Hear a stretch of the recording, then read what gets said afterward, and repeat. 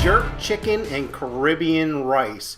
So the first thing we're going to do is take chicken halves. So I had a chicken split in half, and we're adding kosher salt and cold water, and we're going to thoroughly wash that chicken.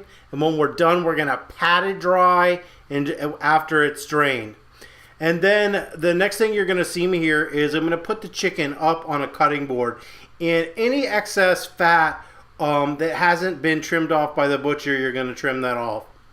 And then you're going to flip it over, and we want the marinade to get into the chicken. So I take a fork, you can use a knife, whatever you want, and you're just going to poke holes throughout that chicken so we can get that flavor inside the meat.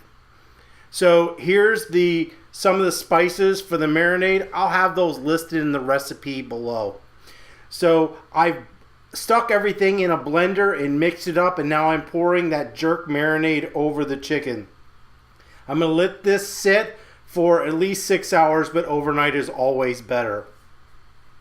So here's the Caribbean rice. It's very, very, very easy. So this is the spice mixture, which I'll have in the recipe below. You're just going to take all this stuff and add it to the rice with lima beans, and you're going to simmer that until the water is evaporated, and then you're going to add about a third of a cup to a half a cup of coconut milk.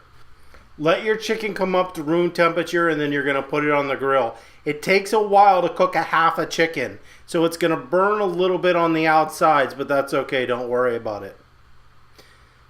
So this is what the finished product is going to look like. Any comments or questions, you can leave those below, and don't forget to subscribe.